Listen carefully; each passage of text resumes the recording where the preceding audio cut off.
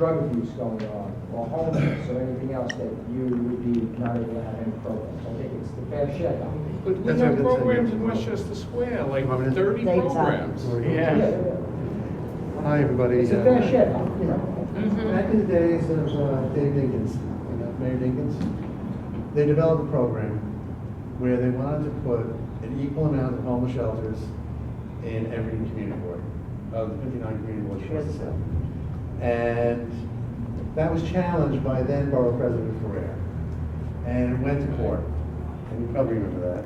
And in the end, the court said, I believe, that you had to have the fair share doctrine, and they started, that the court upheld the city's opinion that you had to have a fair share doctrine, and therefore you could start putting them, you know. But you can also fight Yeah, you can fight. oversaturation. You can fight oversaturation. Okay. As far as the fair But you have share to prove document. oversaturation. It's very difficult, as Dana will tell you. Yeah. We were very lucky. She and I argued effectively for the blocking of a group home at the Waterbury Estates. Yeah. Because we blocked it because A, cost. The cost was so astronomical. And B, we had enough in the neighborhood as it was. So we were able to do that. We're not always that, lucky. We based the saturation on Westchester Square, being less than a mile away from Waterbury Estates. So that's how we won that. Thank you for that. Thank you. But back to the fair share formula with the city. The borough president, then Ferrer, tried to stop it and lost in court. Then they had to develop a formula where they would provide an equal number of homeless shelters in each borough, in each neighborhood, and so on and so forth. And you could fight it if you had a saturation. Well, the bottom line is, in our neighborhood, in Bronx Community Ward 10, there are 2 homeless shelters. 3 now. 3 now, but 2. Before this one, there were 2. Town and Country Motel outside of Co-op City, which nobody ever hears about. Oh, yeah? Nobody, it's been there for 20 years and nobody's known about it. I didn't know. It's, yeah, you can do it, so everybody used to do women's. And, it's right on Cotton Street. And the other one was most recently the 1564 St. Peter's. Community Board 5 has 30. Community Board 4 has 20. Community Board 1 has 15. The other community boards in the Bronx have a lot.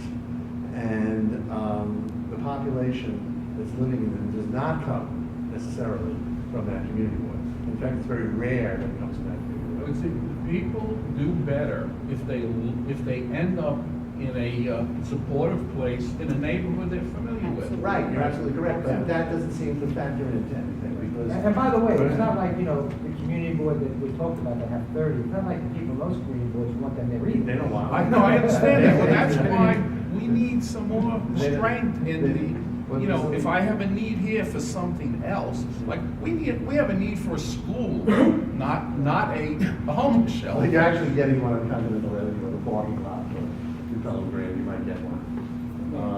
Yeah. Yeah. This is the Department of Education, the School Construction Authority couldn't afford the Pelham Grant, so they went to the parking lot of the Pelham Grant. So that. Right next to an HIV program? That's That's scary. outrageous. It's the city. But my point is, we have There's a lot of certain weird needs, things. other neighborhoods have other needs. Yeah. This Well, school is well, our Andy, need, Andy, and somebody else needs. Yeah, but and the whole idea, when you sit on the board, and you sit on the board, and many of you have sat on the board, and they took the word planning out of the community planning board. It was originally constituted as a community planning board. Now it's just community board. And just to say, one of the things that, I'm a firm believer, I'm very lucky. I think my community boards are great. Oh, thank you. And they're very engaged.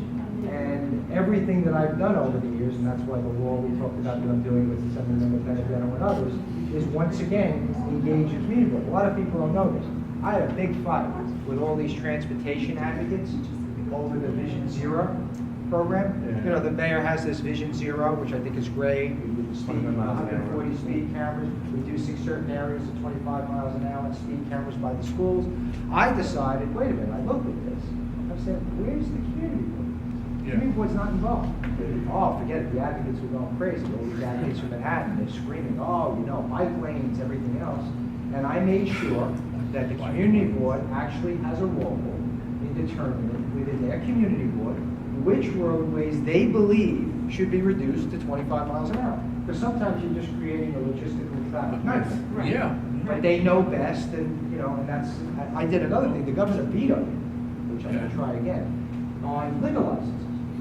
One of the things that happens with a liquor license is the community boards have become less than a rubber stamp, which we Yeah. found from the one that we defeated here and everything else. What happens in many cases is they come in, whatever the community board says, the state liquor authority just automatically grants it. The legislation I passed, it passed the Senate, passed the Assembly, and the governor vetoed it for some reason. And it required something very simple, that the community board, the local precinct could use information and complaints about a specific establishment when granting a liquor license or renewing the liquor license. It's a What's no-brainer. wrong with that? Well, we do it all the time. Yeah, we try to. You always have a lot of activity No, with no, we these do it restaurants. all the time. But let's face it, if you say, I don't want it, the state liquor authority has the right to just say, you're wrong. In fact, my former chair, our former chair, John Morano, and I sat in what amounted to a tutorial until 11:30 at night at the State Liquor Authority on 25th Street, where Mr. Rosen, was a very good, very, very good chair, gave us the ideas to put in the stipulations and to make the bar owners take the tips training courses. Yeah.